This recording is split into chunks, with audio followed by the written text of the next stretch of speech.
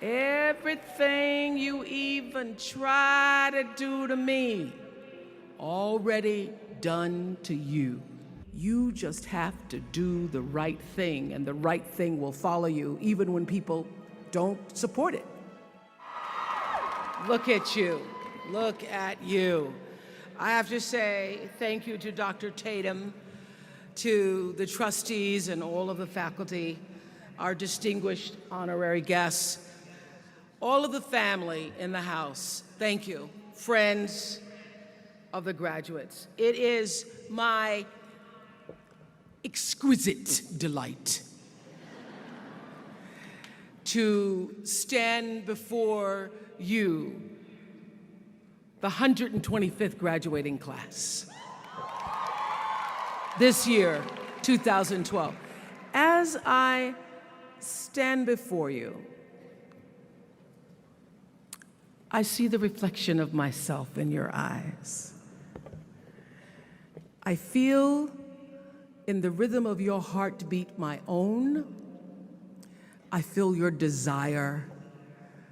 I feel your yearning to do well and be well in the world. I congratulate and celebrate you.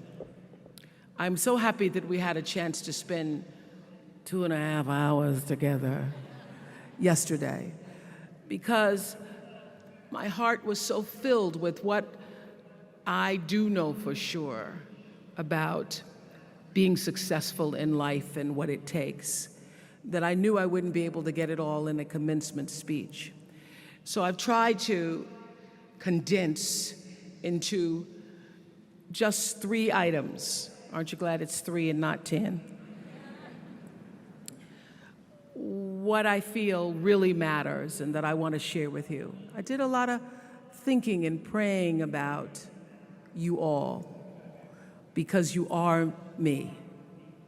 You represent who I am, who I have been, and who I can be in the world. And so my prayer is that I will be a vessel so that the words will flow through me to you in such a way that when the times get tough, you remember and you know.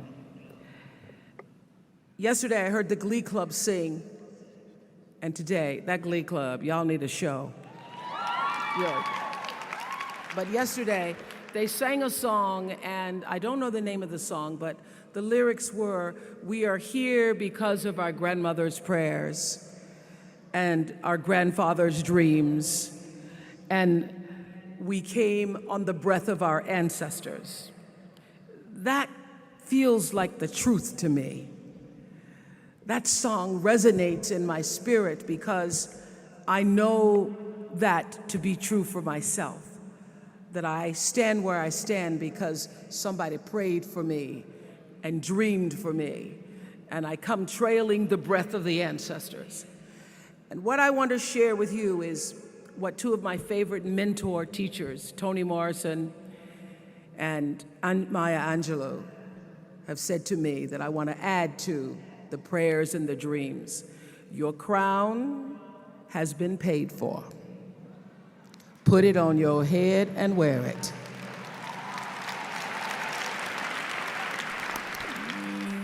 You're going to walk out of here with a crown today that has been paid for, not just by you and your 4 years, but paid for by the blood from the lynchings, the tears and the sweat, from the toil and the trials and the sorrows, from the burdens and the weariness, paid for by the sit-ins and by the setbacks, and paid for by those who, in the words of Sterling Brown, strong men kept a coming on, stronger, strong men getting stronger.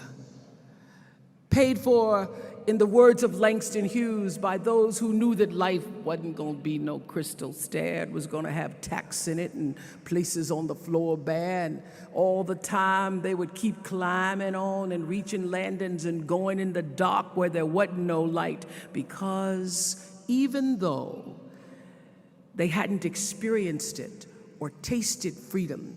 They knew they were planting seeds of the free that would bear the fruit that is now you. This is their day as well.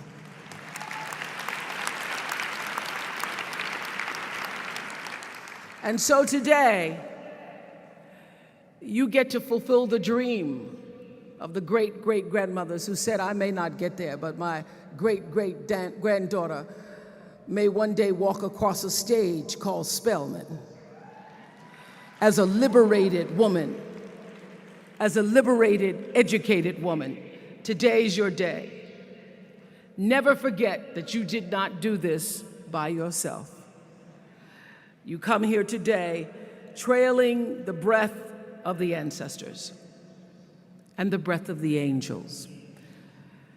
As I spoke yesterday, I was so pleased to know that you Spelman women are in the spirit.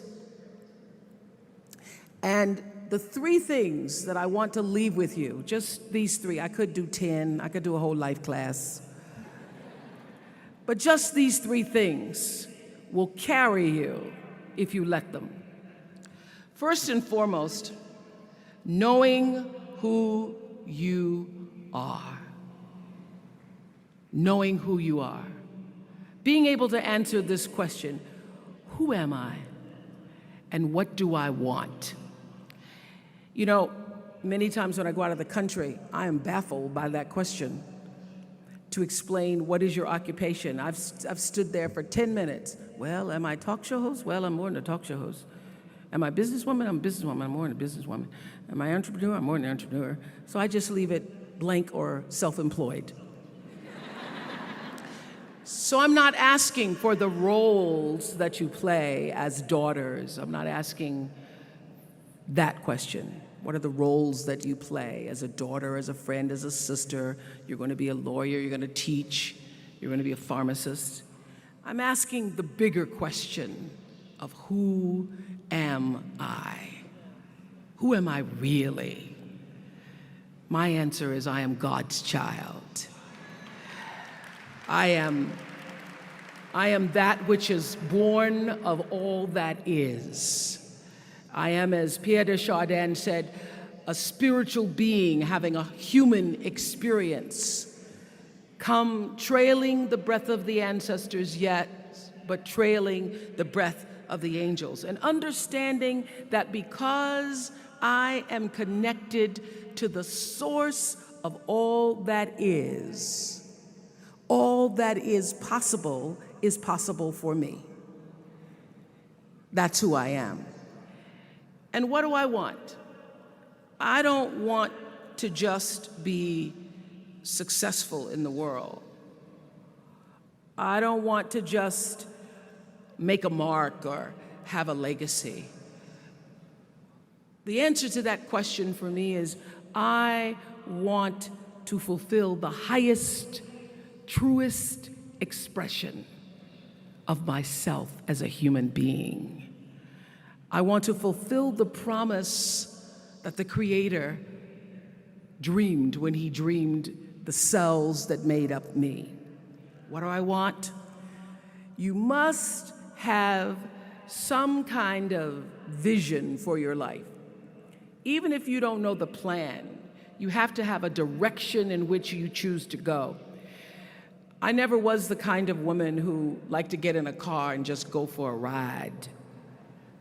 I had a boyfriend who would say, let's just go for a ride. I want to know, where are we going? Do we have a destination? Is there a plan? Or are we just riding? What I've learned is that's a great metaphor for life. You want to be in the driver's seat of your own life, because if you're not, life will drive you. So, knowing who you really are in this space and time that we embody. That's number one. What do you want? Who are you? Number two, you must find a way to serve. Martin Luther King said that not everybody can be famous, but everybody can be great because greatness is determined by service. Now, we live in a world where everybody wants to be famous and where we admire people for just being famous. We think being known brings us value. The truth is, all of that will fade in time. In 3 years, you won't be able to name the housewives of Atlanta.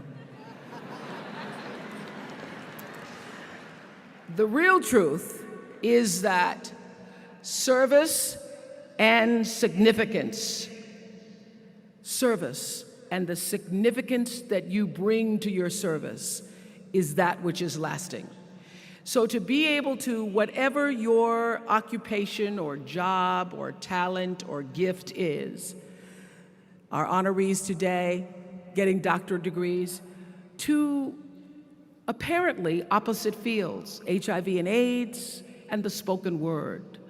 But what they have in common is service, using the spoken word in service to community and the world, using your knowledge and information about HIV and AIDS and medicine in service to the world. And if you look at all the most successful people in the world, whether they know it or not, they have that paradigm of service.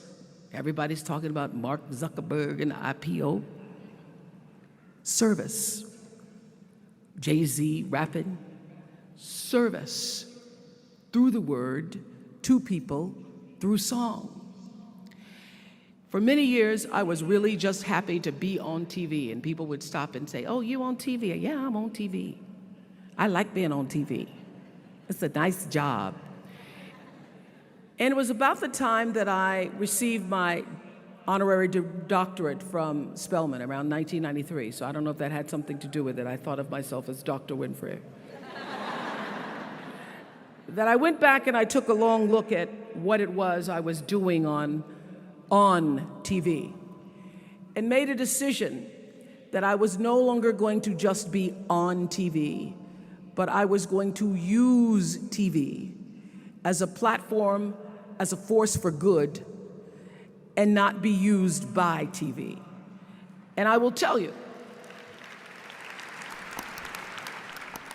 my decision to make that significant change in the way I operated on television, using television as a service, changed my career exponentially. Service through medicine, service through art, using whatever it is you produce, your product, as a way of giving back to the world. When you shift the paradigm of whatever it is you choose to do to service and you bring significance to that, success will, I promise you, follow you. Service and significance equals success.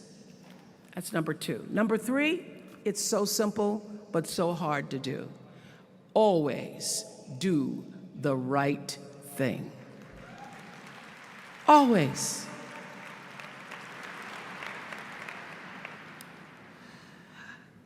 Be excellent.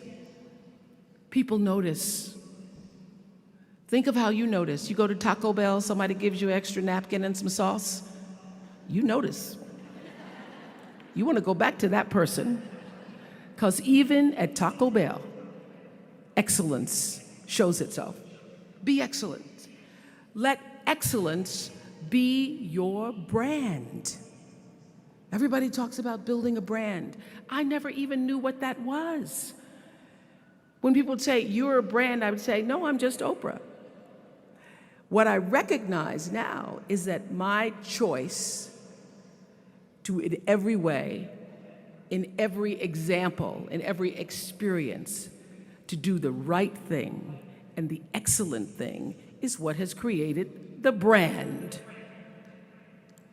Years ago, I did an ad for Revlon for an ad they were doing called Unforgettable Women. And what I know is that when you are excellent, you become unforgettable.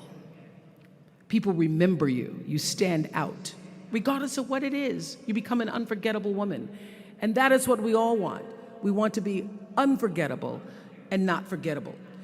So doing the right thing, even when nobody knows you're doing the right thing, will always bring the right thing to you.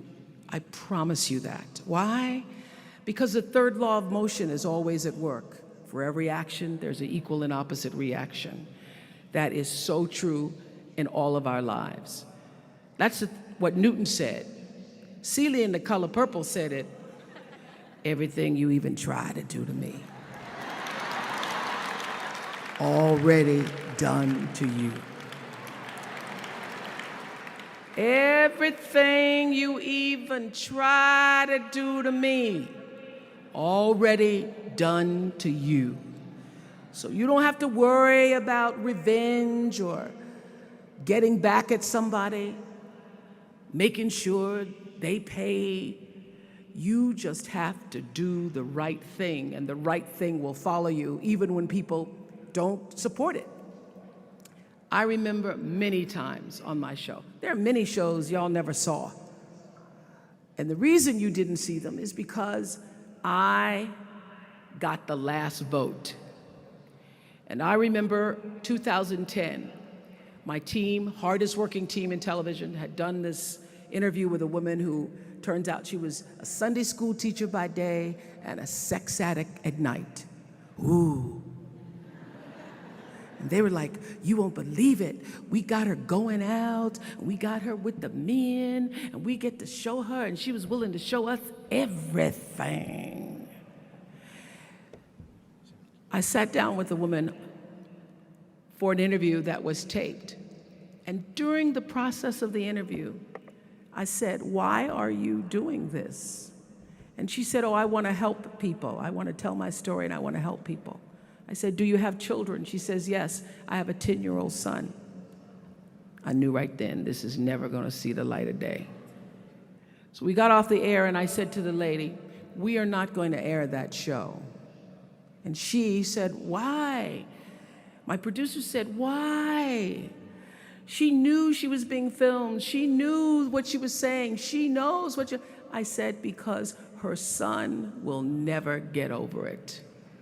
Her son will never get over it. And it's not worth a rating point to me. Not worth a rating point to me to know that there's a 10-year-old boy who's destroyed because his mother went on the Oprah Winfrey Show and told all her business. You do the right thing even when other people think it may not be. And oftentimes, when you make a decision to do the right thing, immediately you're faced with doubt. Was that the right thing? Was that the right decision? I don't know, was that the right thing? You always know it's the right thing, when in the end, there is peace. You are rewarded by peace in knowing that you did the right thing. The most important thing I have come to know in doing the right thing and making the right choices is understanding what we talked about yesterday. All of you leaving here have the potential for enormous success. There's a price that comes with that. People don't always like you, and they're not always happy for you. And if you surround yourself with people who are not accustomed to your success, they become fearful, they become scared, because you are reflecting back something to them that they don't recognize. Now, they're not going to say, you know, I'm very fearful, because you're reflecting back to me something I don't recognize.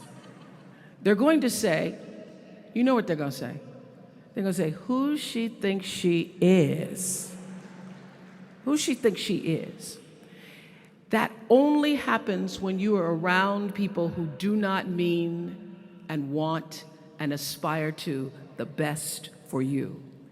People who want the best for you want you to be your best.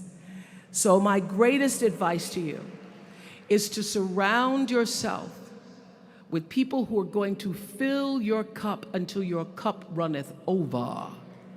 So when people say you're so full of yourself, you can say, yeah.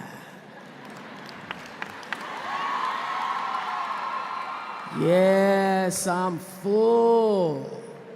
I'm so full, my cup runneth over. And to know that once your cup runneth over, you cannot spend your life with your gallon-size offerings, offering them to pint-sized people.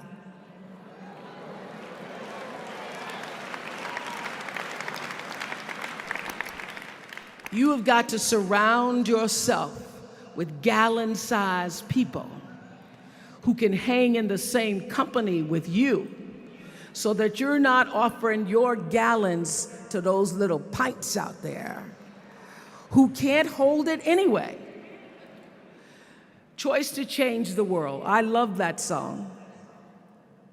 I love hearing you all sing that song. And what I know for sure is that the biggest choices begin and end with you, your internal big questions. Who do I want to be in the world? My relationship to source energy, to all that is God. I'm not talking about what you believe in God. I'm talking about your experience of that which is all life, which is divine and universal. I'm talking about the big deal, being connected and aligned with that. When you are tuned in and charged into that, whenever you feel empty, you go inside yourself and you connect to the source, and you know that all things are possible. To know that, and to choose to do the right thing in service and significance, I promise you, you will create a vessel of service for yourself first, because you have to honor yourself first. You have to give to yourself first, otherwise you have nothing to give away. You will create a vessel for yourself, for your family, your community, and the world. And those three things will not only lead you to a blessed life. I stand as a witness. My life is so blessed, I can't even take it in sometimes. It will lead you not just to a gifted life and a rewarding life that fills you up, but a sweet life. That's what you want. You want the sweetness. You want it to be so sweet, so that even when the storms come, and they will, you'll know, this too shall pass. This too shall pass.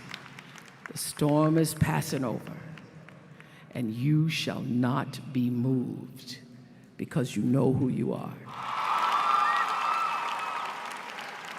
Phenomenal class of 2012. Thank you.